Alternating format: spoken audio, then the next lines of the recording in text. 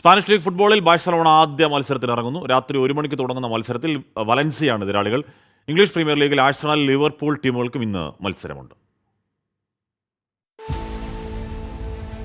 പുതിയ സീസൺ, പുതിയ പരിശീലകൻ, പുത്തൻ പ്രതീക്ഷകൾ.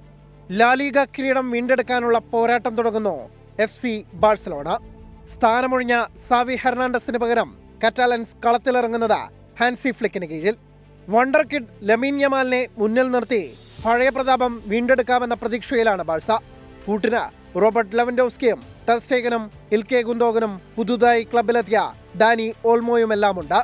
ബയേൺ മ്യൂണിക്കിന് ഒരു സീസണിൽ 6 കിരീടങ്ങൾ നേടിക്കൊടുത്ത ചരിത്രമുള്ള ഹാൻസി ഫ്ലിക്ക് ബാഴ്സയിലും അത്ഭുതങ്ങൾ കാണിക്കുമെന്നാണ് ആരാധക പ്രതീക്ഷ. രാത്രി 1 മണിക്ക് തുടങ്ങുന്ന മത്സരത്തിൽ വലൻസിയയാണ് എതിരാളികൾ. വലൻസിയയുടെ തട്ടകത്തിലാണ് മത്സരം. ഇംഗ്ലീഷ് പ്രീമിയർ ലീഗിൽ ആഴ്സണലും ലിവർപൂളും ഇറങ്ങുകയാണ്. വൈകിട്ട് 5-ന് നടക്കുന്ന കളിയിൽ പ്രൊമോഷൻ കിട്ടിവന്ന ഇപ്സ്വിച്ച് ടൗണാണ് ലിവർപൂളിന്റെ എതിരാളികൾ. രാത്രി 7:30 നടക്കുന്ന മത്സരത്തിൽ ആഴ്സണൽ വൂൾസിനെയും നേരിടും. കഴിഞ്ഞ തവണ കയ്യെത്തും ദൂരെ നഷ്ടമായ കിരീടം ഇത്തവണ വീണ്ടെടുക്കാനാണ് ആഴ്സണലും ലിവർപൂളും ഇറങ്ങുന്നത്. Sports desk 24.